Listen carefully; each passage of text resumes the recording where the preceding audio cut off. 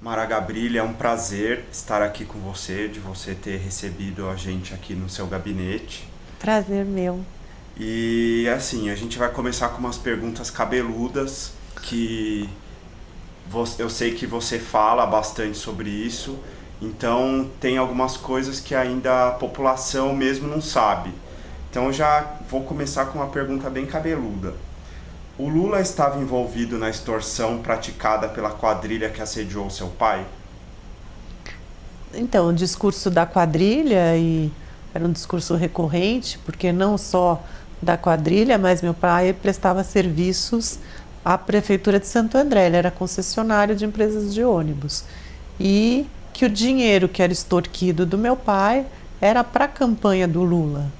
Então, assim, não tinha um envolvimento do Lula com o meu pai diretamente, não, mas o dinheiro era para isso. E você acredita que o Lula tem algum envolvimento com o assassinato do prefeito de Santo André, o Celso Daniel?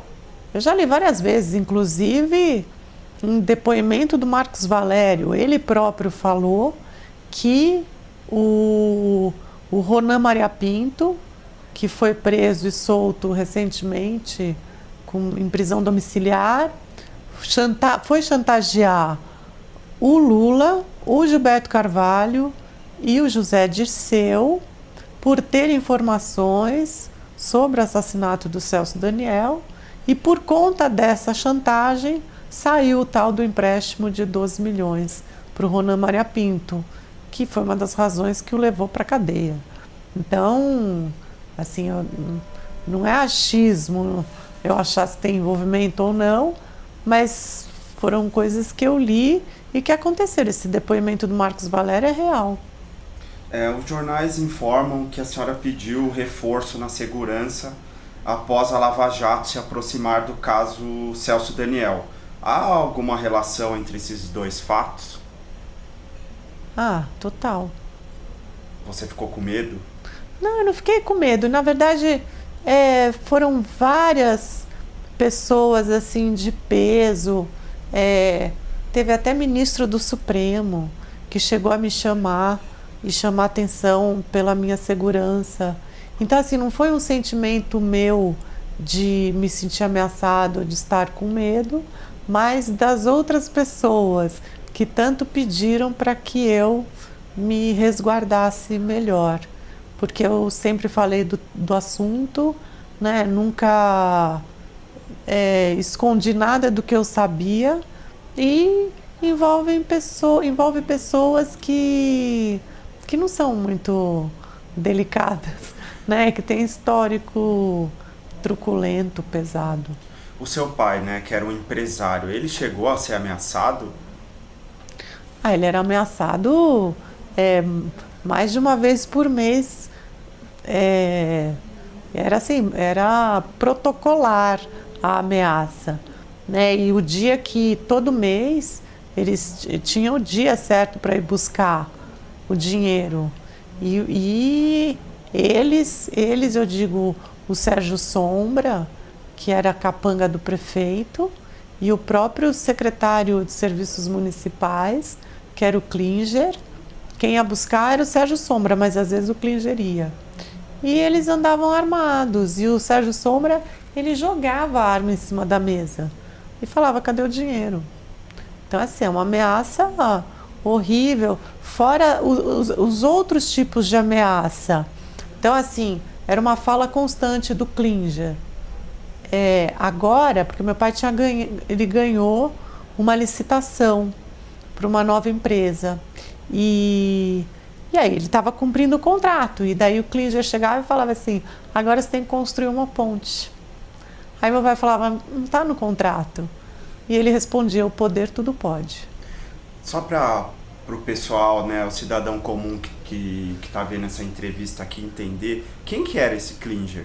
Ele era secretário de Serviços Municipais, foi vereador na cidade de Santo André e era esse secretário do Celso Daniel, na gestão do Celso Daniel, inclusive a gestão que ele foi assassinado. E a Secretaria de Serviços Municipais cuidava do transporte, cuidava do lixo que era outro problema de corrupção na cidade, e cuidava, inclusive, acho que da área de multas também, que era outro problema da cidade.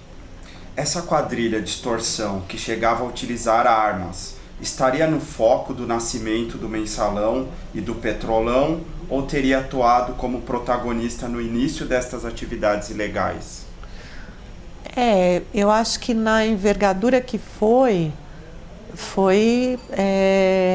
uma iniciação mesmo. Foi um laboratório dos outros, porque foi um exercício do PT. E não só na cidade de Santo André, na cidade de Campinas, que também teve prefeito morto, mas muitas outras cidades que a prefeitura era gerida pelo PT, foi acontecendo esse tipo de extorsão na mesma linha. E o Santo André foi mais emblemático, porque foi maior, porque aconteceu a denúncia, que foi a minha família que fez, e aquela forma de se fazer política suja, naquele esquema, eu acho que tomou uma proporção muito maior e se tornou o Mensalão e depois o Petrolão. E, curiosamente, desde o princípio, tem alguns personagens que são comuns, né? Se você for olhar todos aqueles que foram nomeados ministros, eles estavam envolvidos em Santo André e no esquema de corrupção que tinha o Celso Daniel. Então, assim, até se perguntou, né? Puxa, o Lula está envolvido? Difícil você pensar que... Porque é uma burrice tão grande você assassinar e apagar um quadro, né? Como o Celso Daniel, de uma importância muito grande dentro do Partido dos Trabalhadores, porque, né, coisas muito graves ali estavam acontecendo e o dinheiro que iria para a campanha estava sendo desviado. Então, isso aí conta, né? E eu acho que foi um aprendizado, infelizmente, de péssimo, né, exemplo, mas foi um aprendizado para o Mensalão, sim, e para o Petrolão.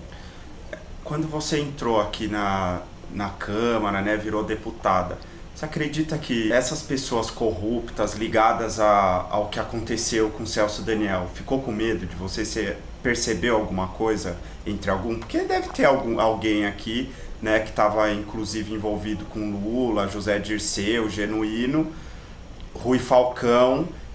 Eu acredito que devem ter ficado com medo quando você entrou aqui e começou a falar tudo que você falou que aconteceu com seu pai. Talvez quando eu tenha entrado, não muito, né, assim, porque o meu trabalho sempre foi focado para melhorar a vida das pessoas com deficiência, esse sempre foi o meu foco principal. Mas é inevitável, né, eu não posso deixar de falar de uma coisa que eu vivi dentro da minha casa, né, eu fui vendo meu pai definhar por conta disso. E quando eu comecei a falar, eu acredito que sim, que intimida e incomoda. No mínimo incomoda. E você entrou para a política para vingar o que aconteceu com seu pai? Não. Não, de jeito nenhum. Nunca tive esse objetivo. Eu nem tenho perfil vingativo, né? Eu não desejo mal às pessoas, mas eu tenho sede por justiça. Eu não quero que aconteça o mesmo com outras pessoas, de forma alguma. E assim, vou continuar falando. Nós estamos aqui falando com você hoje porque a gente gosta muito da sua coragem e a gente quer que você continue assim. E você percebe que eu falo e assim, nunca tive um processo. Nunca ninguém virou e falou assim, vou te processar porque você está falando uma asneira ou coisa parecida. Como você acredita que dará o deslance das investigações sobre a morte do Celso Daniel? Acredita que ele ficará insepulto? Assim, são várias frentes trabalhando. Reacendeu um processo que estava dormente. A denúncia que a minha família fez, depois de todos esses anos, também aconteceu a sentença em primeira instância. condenando a quadrilha, condenando aqueles que extorquiam. E recentemente o próprio ministro Fux deu um parecer que, embora o processo de assassinato do Celso Daniel tenha sido anulado no Supremo, ele acredita que agora tem novas informações e que se deve retomar esse processo. Então tem muita coisa acontecendo. Eu tenho certeza que um dia, em alguma hora, a justiça se fará. Você conhece a família dele? Eu conheço porque o irmão dele era vizinho dos meus pais, que era onde eu morava. Mas assim, eu não conheço profundamente. Porque deve ser horrível, né? Você ter um pai assassinado, no caso de filho, né? Até a esposa ter um marido assassinado e não saber quem matou, o que aconteceu. Eles vão lá e arquivam esse processo agora que voltou à tona. Mas nem a esposa do Celso Daniel, nem a ex-esposa me pareceram tão assim preocupadas. A ex-esposa se tornou ministra na sequência, que era a Miriam Belchior, e a esposa, a Ivone de Santana, assim, foram mostradas até umas gravações. Diferente do irmão, do pai, esses devem ter sofrido muito, né? Então quer dizer que a esposa pode estar envolvida também. Bom, não sei. Não, é que a gente não quer que ela leve um processo e nem a gente quer levar um processo, mas, né, é de desconfiar. Bom, Mara... Talvez não tenha, assim, um envolvimento. Essa esposa, que era a esposa dele, conheço muito pouco isso, né? Mas a outra que era ex-esposa e foi ministra, poxa, era a ministra do governo Lula, então talvez ela, não diga envolvimento, mas sabia, né? Gilberto Carvalho, ele era secretário de governo do Celso Daniel, na época. E ele se dizia, assim, mega amigo do Celso Daniel. E ele era braço direito do Celso Daniel. Ele fez o quê para ajudar? Você tem um mega amigo que é assassinado brutalmente, como o Celso Daniel foi, você não vai querer saber o que aconteceu com o seu amigo? Por que isso aconteceu? Aí você vai deixar, tipo, bloquearem as investigações e a história da tortura. Então, assim, todo mundo, a família dizendo que ele foi torturado, aí vira um deputado lá e fala, não foi torturado. E acabou. E ninguém questiona. E tá tudo bem? Poxa, pensa alguém que você gosta, claro, que tenha passado por isso. Não, ir atrás você até o inferno da pessoa. Que eu já sou mais radical, até o inferno atrás do cara. E eu trabalhei com o filho do Eduardo Jorge, que ele foi do PT, né? E ele ficou muito tempo no PT. E ele me disse, o Eduardo Jorge saiu do PT, simplesmente sequestraram ele, colocaram no carro, né? Que ele começou a falar o que acontecia lá. Aí colocaram ele dentro do carro no porta-malas e soltaram ele no meio de um mato lá em São Paulo. Não fizeram nada com ele, mas já deram um aviso, né? Ó, a próxima vez... Fica ligado. Né? Bom, então é isso. Eu agradeço muito pela entrevista. Obrigado por ter nos recebido aqui. E vamos continuar trabalhando, né?